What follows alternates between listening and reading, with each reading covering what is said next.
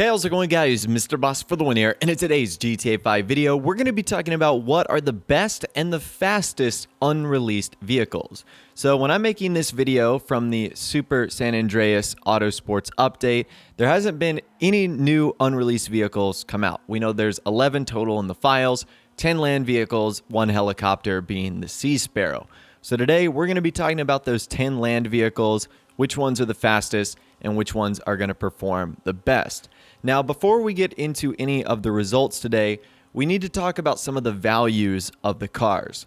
So the first thing we're going to be talking about is off-road traction loss values. So 1 is the default value, so any less means that the vehicle will handle better off-road. Now, there's 5 of the unreleased vehicles that have a value below 1.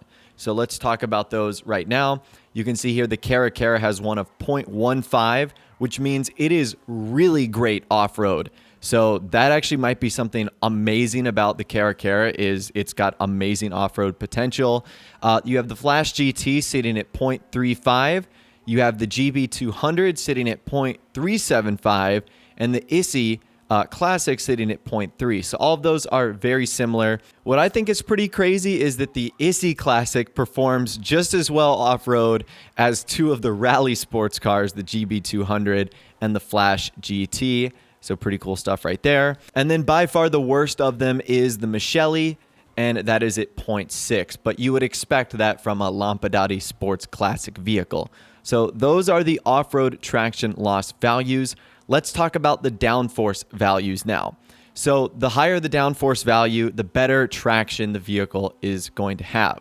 So let's take a look at some of these right here. You can see the Entity 2, which has already been released. That's the XXR, has a 1.75. The Flash GT has a downforce value of 2.0. GB200 1.5. The Tesseract, which is one of the new supercars, 1.7. The Taipan, which we've already seen come out, has the lowest at 1.2. But by far the most significant is the Tyrant at 3.0. That is insane. That supercar has a ton of downforce, which is obviously something that you want in supercars. Now, we'll talk about what that means a little bit later on, but I still think that is pretty awesome. Moving on, let's talk about the vehicle drivetrains, whether they're all-wheel drive, rear-wheel drive, or front-wheel drive. So the first vehicle is the Cara, which is all-wheel drive with 70% being at the rear, 30% being in the front. You have the Dominator 3, which is the Dominator GTX. That is actually rear-wheel drive, 100%. You have the Cherubic, which is rear-wheel drive too. The Ellie, which is rear-wheel drive also. After that, we have the Flash GT, which is all-wheel drive, 80% being at the rear, 20% being at the front. After that, you have the ISI Classic, which is forward-wheel drive or front-wheel drive for 100% at the front. The Jester, 100% RWD. The Michele, 100% rear as well. Sea Sparrow is rear-wheel drive too, even though it's an aircraft, so that doesn't really make sense. Tesseract is all-wheel drive, 70% being at the rear, 30% at the front. And the Tyrant is 100% rear-wheel drive. And now let's talk about the engine resistance value. This is one of the new stats that Rockstar has added into the game. Basically, the lower the value, the less resistance and the faster acceleration. The higher the value, the more resistance and the slower acceleration.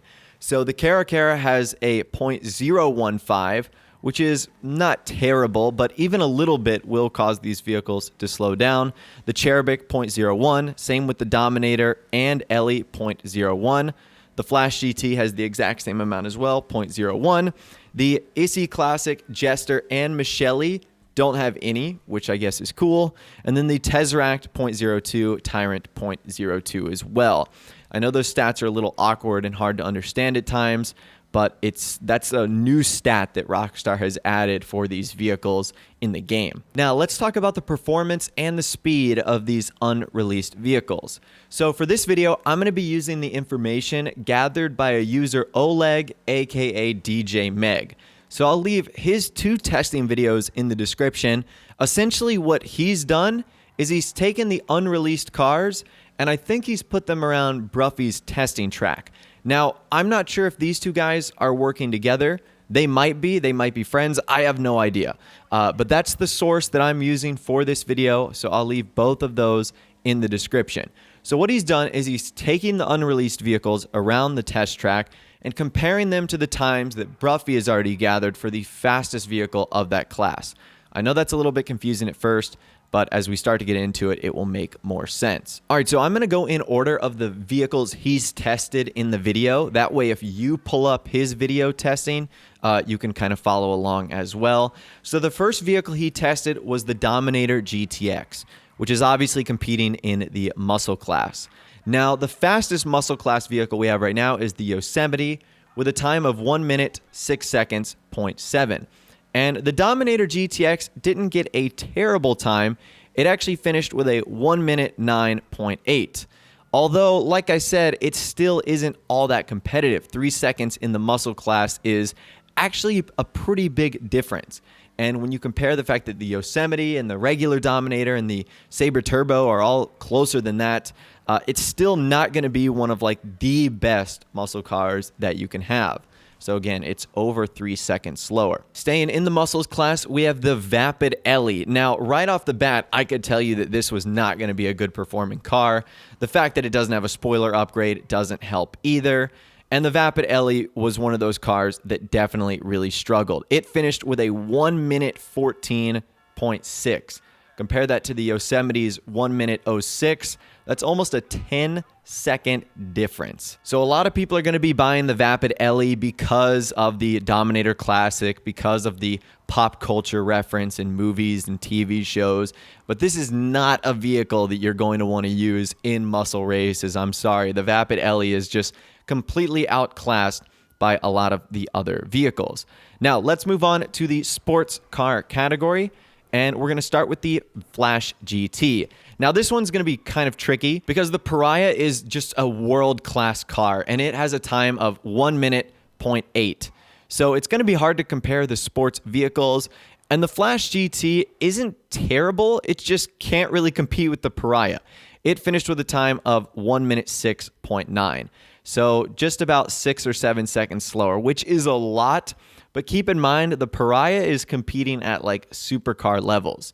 So I think this is still going to be more of like a rally sports car, less of like a racing one.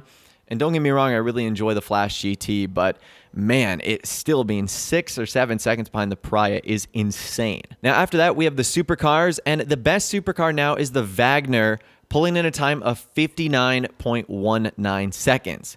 So let's start with the Tesseract. And the Tesseract is pretty competitive as it finishes with a time of 1 minute and 1 second, 0.2.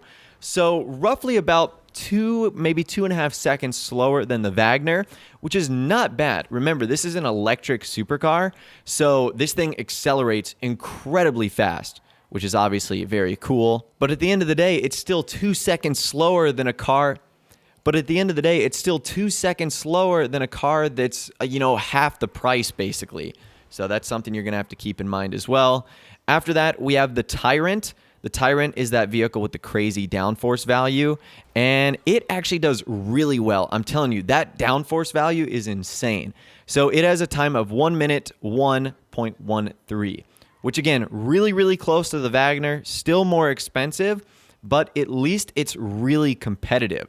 So even though these cars aren't better than the Wagner, they're still getting pretty decent times, and I think are going to be competitive supercars. Now, let's move into off-road sports classics and compacts. We're going to be starting with the Caracara, which obviously competes in off-road. The best off-road vehicle is the Camacho with a 1 minute 5.58. So the Vapid Caracara, not great, finishing with a time of 1 minute 13.28.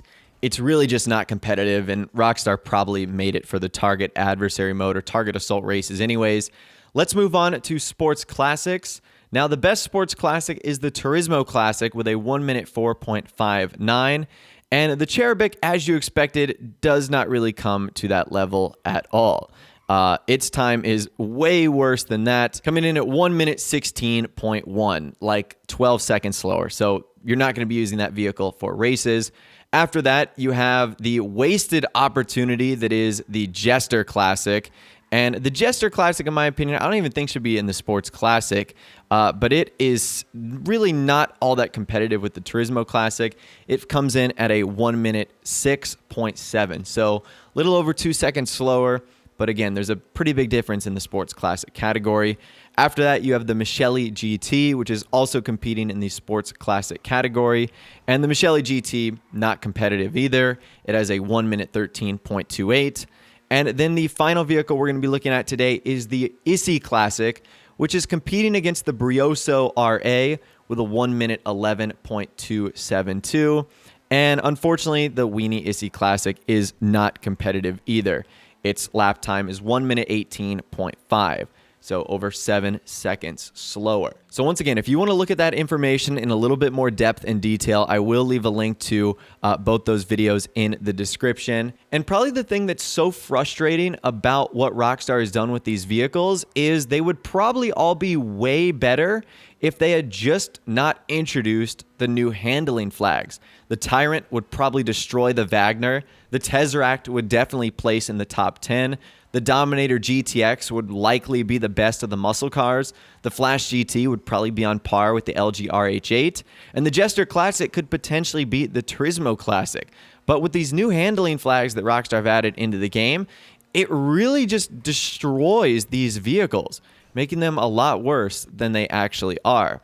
So once again, the times that I've read off for you guys in this video are all going to be based off of the current handling flags. I still believe there's a chance that later on down the road, Rockstar will end up patching or fixing or completely removing those handling flags altogether, and that will obviously have an impact on all of the new vehicles that they added into the game. So anyways, for now, that is the best performing, quickest, and fastest unreleased cars in Grand Theft Auto Online that are going to be coming out over the next couple weeks and months as a part of the Southern San Andreas Super Sports Series DLC. Let me know in the comments down below which vehicle is your favorite and which one you are most looking forward to, though. I'd love to hear from you guys down there. If you did go on to enjoy this video, though, a like rating would, of course, be awesome. And also, subscribe to my YouTube channel if you are new. We like daily GTA 5 videos like this. With all the way, guys, like I said, thanks so much for watching. Take care, and I'll see you guys in the next video.